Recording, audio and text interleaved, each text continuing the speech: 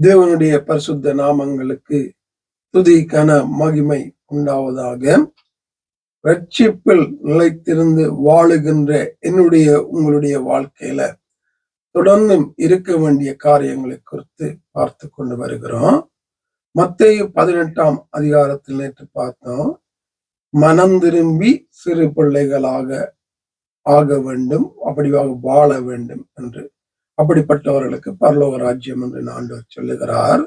தொடர்ந்தும் அதே 18ஆம் அதிகாரம் 5ஆம் வசனத்திலிருந்து, இப்படிப்பட்ட ஒரு பிள்ளையை என் நாமத்தின் நிமித்தம் ஏற்றுக்கொள்ளுகிறவன் என்னை ஏற்றுக்கொள்ளுகிறான். என்ன செய்கிறான்? இப்படிப்பட்ட மனம் திரும்பி சிறு பிள்ளையாக தன்னை மாற்றி, சிறு பிள்ளைகள் போல தேவனையே நம்பி வாழுகிறவங்க, அப்படிப்பட்டவங்களை ஏற்றுக்கொள்ளுகிற ஒருவன் என்னை ஏற்றுக்கொள்ளுகிறான் என்று ஆண்டவர் சொல்லுகிறார். அது உண்மையாகவே மனம் திரும்பி ஆண்டவருக்கு ஏற்ற விதமாக அந்த சிறு பிள்ளைகளைப் போல வாழுகிற ஒரு மனிதனை ஏற்றுக்கொள்ளுகிறவன் தன்னை ஏற்றுக்கொள்ளுகிறான் என்று சொல்லி போட்டு,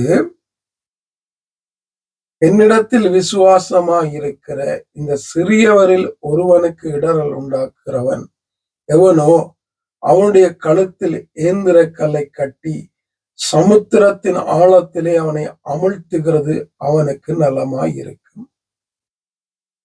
பெரிய ஒரு காரியத்தை இங்க சொல்றாரு.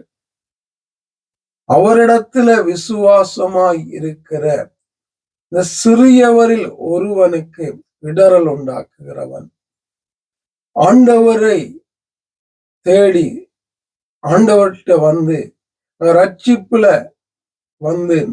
வாழ்ந்து கொண்டிருக்கிறவர்களுக்கு இடரல் உண்டாக்குகிறவன், அதாவது ரட்சிக்கப்பட்டவர்களுக்கு அந்த ஆத்துமா நித்தியத்துக்கு போவதற்கு தடையான காரியங்களை செய்கிறவன், அந்த ரட்சிப்புல பின்வாங்கத்தக்கதான காரியங்களை செய்கிறவன், அந்த ரட்சிப்புல தொடர்ந்து நிலைநித்து வாழ முடியாத காரியங்களை செய்கிறவன்.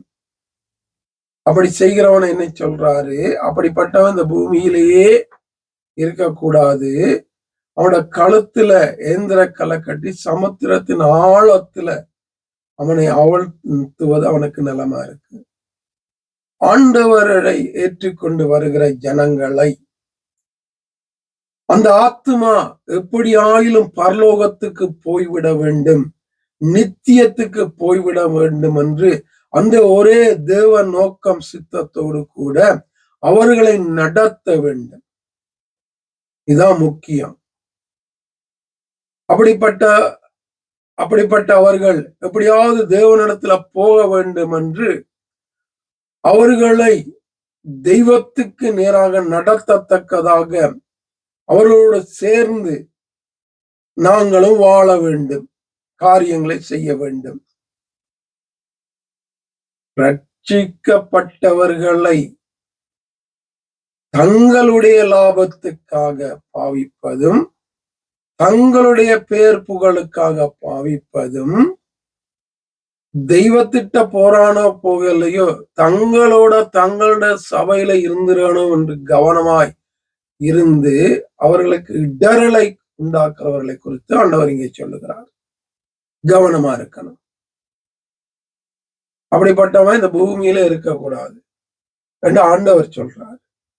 சமுத்திரத்துல எரியன்னு சொல்லல, எந்திர கலை கிடையாது. எப்படி அவன் அப்படிப்பட்டவன் சமுத்திரத்துல போட்டாலும் அவன் ஒரு நாளும் திரும்பி மேல வந்துடக்கூடாது, அதுக்குள்ளே அமர்ந்து போயிடணும் என்று ஆண்டவர் சொல்றார்.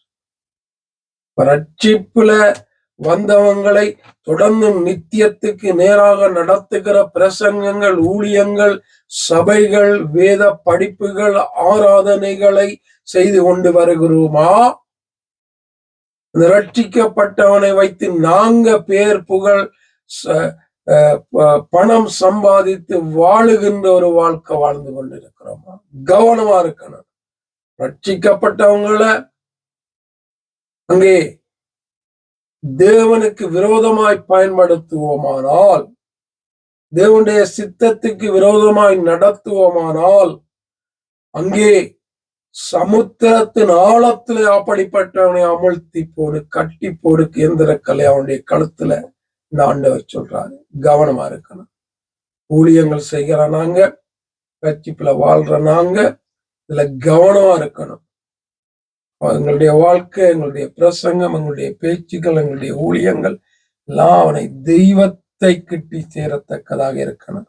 தொடர்ந்து ஆவியானவர் எங்களை வழி நடத்துவாராக. ஆமேன்.